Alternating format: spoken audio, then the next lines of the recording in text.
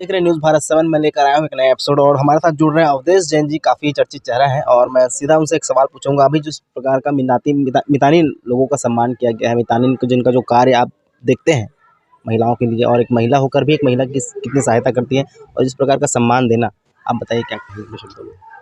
मितानिन हम सबकी माँ के समान है, जो कि समाज में अपने परिवार का समय देती हैं, अपने परिवार के बाद फिर समाज को समय देती हैं, समाज के बाद फिर राष्ट्र कार्य के लिए भी समय देती हैं। तो इनका हम जितना सम्मान करें उतना कम है, और वर्ष भर सम्मान करें तो कम है। परंतु फिर भी चूँकि मितानिन दिवस एक विशेष अवसर हमको मिलता है, तो उस विशेष अवसर में हम आकर के यहाँ पर शशांक भाई के अपने सहयोग, यहाँ पर सब मितानिन उनके नेतृत्व में इकट्ठा हुई थी, तो उन सब माँओं का, बहनों का हमने सम्मान किया है। शशांक रजक जी, एक सवाल आपसे भी है। मितानिनों का सम्मान किस प्रकार का आपने किया, किस तरह से किया, कैसे उनका प्रभाव मिला, क्या रिस्पॉन्स मिला? पहले तो सभी को जय श्री राम। और जैसे आपने देखा होगा कि सभी मितानिनों का सम्मान किया गया है, जैसा कि इस महीने सभी मितानिन दिवस चल रहे हैं अभी। तो इसके अंतर्गत मितानिनी जो रहती हैं वो सभी एक एक घर की मतलब जानकारी रखती हैं और एक एक घर जाके काम करती हैं। और दूसरा क्या रहता है, इस इतने महत्वपूर्ण कार्य के लिए इनका होना बहुत ज़रूरी होता है, क्योंकि आज की डेट में सरकार के द्वारा जो भी कार्य किए जाते हैं वो मितानिनों के माध्यम से किए जाते हैं। तो सबसे पहले तो सभी मितानिनों का बहुत बहुत धन्यवाद देता हूँ जो आए, और बहुत बहुत आशीष उनसे लेना चाहता हूँ, ताकि क्योंकि महिलाओं का सम्मान ही मितानिनों का सम्मान है। क्योंकि मितानिन एक महिला होती है, तो महिला का सम्मान सबसे बड़ा सम्मान होता है। इसी कारण इस सम्मान के लिए आज ये कार्यक्रम किया गया है। हमें पूर्व में जानकारी ये मिला कि आपने पिछले कुछ दिनों में आपके जन्मदिन के अवसर पर काफ़ी भव्य आयोजन किया गया था और साथ ही लगभग काफ़ी बड़ी तादाद में आपने कंबल बांटे थे अपने वार्ड में। इस तरह का और कुछ आगे कार्यक्रम जो अपने वार्ड में अपनी महिलाओं के लिए, भाइयों के लिए? जैसा कि मैंने जन्मदिवस के अवसर पर संकल्प लिया था कि विधर्मियों के खिलाफ जो हम धर्मांतर के कार्य हो रहे हैं, जिस प्रकार लव जिहाद का कार्य हो रहा है, उसका प्रतिकार करते रहूँगा। तो आज उसके साथ मैंने एक सेवा का भी उस समय संदेश दिया था। तो ये जो मेरे सेवा कार्य हैं जो निरंतर चलते रहते हैं और निरंतर चलते रहेंगे। आने वाले समय में भी इस प्रकार के बड़े-बड़े आयोजन किए जाएँगे और सभी का इसमें सहयोग रहेगा। धर्मांतरण का बात आया तो धर्मांतरण पे बाद में पूछना चाहूँगा, ये धर्मांतरण क्यों हो रहा है सर? किस प्रकार, क्यों कारण है? क्या दबाव है, पैसा है, अंधविश्वास है? लोग क्यों जाते हैं अपने धर्म को छोड़ के दूसरे धर्म में? खासकर हिंदू धर्म में। जो सामान्यतः हम मैदानी क्षेत्र में सभी जगह जा रहे हैं, सभी जगह संपर्क हो रहा है, तो संपर्क होने पर ये मालूम पड़ता है कि गरीबों को उनके गरीबी का फ़ायदा उठा करके लालच दिया जाता है, पैसा दिया जाता है। उनका जैसे स्वास्थ्य खराब हुआ तो स्वास्थ्य खराब होने पर इलाज करने के नाम पर वो इलाज तभी करते हैं जब वो धर्मांतरित होते हैं, या उनको चंगाई सभा में ले जा करके वहाँ पर ये बोलते हैं कि उनको पानी पिला दिया गया तो स्वस्थ हो गए। इस प्रकार से उनको धारणा बना करके एक उनका माइंड वॉश करके धर्मांतरण हो रहा है। और सबसे आश्चर्य की बात यह है कि कोई भी धर्मांतरण ये रिकॉर्ड में नहीं करते, शासकीय रिकॉर्ड में।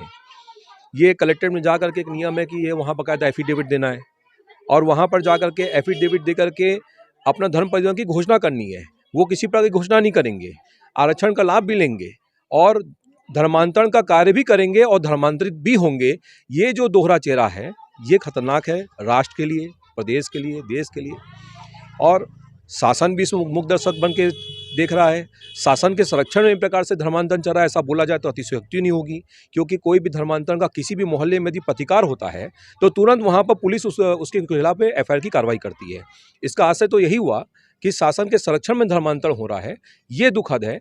लालच के बल पे ना हो, ये जो इलाज के बल पे ना हो, और इस प्रकार से धारणा बना करके मिसगाइड करके धर्मांतरण ना हो तो एक अलग मैटर है। किंतु धर्मांतरण इस प्रकार से ही 100% हो रहे हैं, जो कि शासकीय रिकॉर्ड में नहीं है और शासन के संरक्षण में है। इसलिए इसके लिए चिंता करने की आवश्यकता है।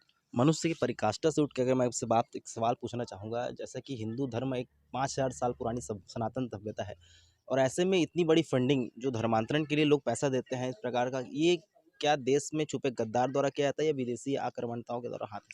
नहीं, ये तो अमेरिका से जो पैसा आता है उसका लगभग 90% पैसा जो आ रहा है वो तो धर्मांतरण के लिए आ रहा है।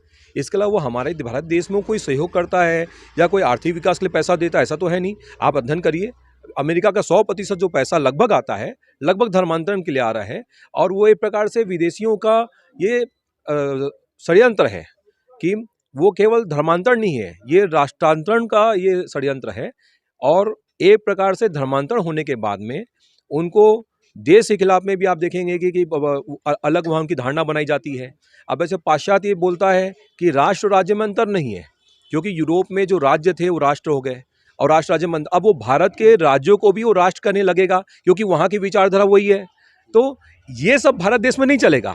यदि आप छत्तीसगढ़ को वो राष्ट्र बोल दोगे, राष्ट्र तुम्हारा भारत है, पर वो पाश्चात्य बोलेगा कि भैया यूरोप में ऑस्ट्रेलिया एक राष्ट्र है, वहाँ पर यूरोप में और भी छोटे छोटे राष्ट्र हैं, तो वहाँ की धारणा चलेगी। भारत देश में छत्तीसगढ़ राज्य है, भारत राष्ट्र है, यही भारत दर्शन बोलता है और यही भारत की विचारधारा है। एक सवाल, अंतिम सवाल शशांक रजनीश, मैं आपसे पूछना चाहूँगा, ये अभी जो मुद्दा ट्रेंडिंग का चल रहा है देश में, जिस प्रकार के आज का युवा वर्ग इंस्टाग्राम, टिकटॉक, ये सब, हालांकि टिकटॉक तो बंद हो चुका है, आप भी देखते हैं दर्शक वाले, लेकिन जो अश्लीलता फैली गई है, मैं किसी के व्यक्तिगत रूप से किसी व्यक्तिगत के टिप्पणी नहीं कर रहा हूँ, लेकिन जो हमारा जो वर्ग का युवा है, मध्यम वर्ग का, वो बड़े शहरों या बड़े पश्चिमी देशों की जो सभ्यता है वो ज़्यादा भी अपना रही है। इंस्टाग्राम में आप कुछ भी आप डाल सकते हैं, फ्रीडम ऑफ एक्सप्रेशन और फ्रीडम ऑफ चॉइस आपकी राइट है, लेकिन क्या इस चक्कर में आज का युवा जो पढ़ने लिखने के बजाय फिल्म करके इंस्टाग्राम में जो अश्लील हरकत करता है, क्या सही है? ये तो एक प्रकार का षड्यंत्र है। देखते हैं आज का युवा पीढ़ी दिन रात मोबाइल में लगे रहता है। छोटे से बच्चा, जो छोटा बच्चा रहता है वो भी मोबाइल में लगे रहता है और मोबाइल के द्वारा उसके दिमाग को संकुचित किया जा रहा है।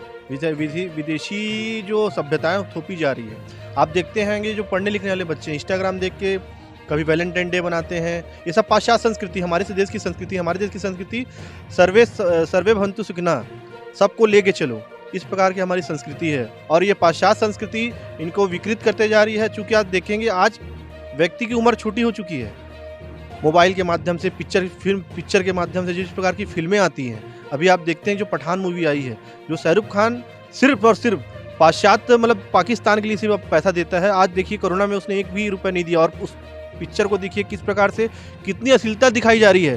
पहली बात तो मैं चाहूँगा कि सेंसर बोर्ड से ऐसी पिक्चर को पास नहीं किया जाए, और अगर पास भी कर दिया जाता है तो मैं दर्शकों से निवेदन करता हूँ कि इस प्रकार की पिक्चर का बहिष्कार का जो बॉयकॉट ट्रेंड हुआ है, क्योंकि इनको सिखाना बहुत जरूरी है। इन्होंने ही हमारे देश की सभ्यताओं को बिगाड़ा है। जैसे आप पिक्चर में पहले देखते थे कि एक मुसलमान 5 टाइप का नमाज पढ़ता है और वो अच्छा आदमी होता है, ऐसा वास्तव में होता है क्या?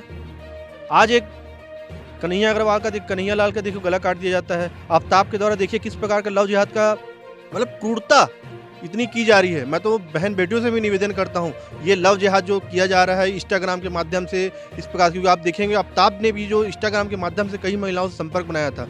अभी तो खैर उन्होंने इसका एक ही है, ये तो इस प्रकार के जो उदाहरण है। आज का तो नरेंद्र मोदी जी को मैं बहुत धन्यवाद देता हूँ, कम से कम मीडिया इस चीज़ को बताता है। पहले तो मीडिया इस चीज़ को बताता नहीं था।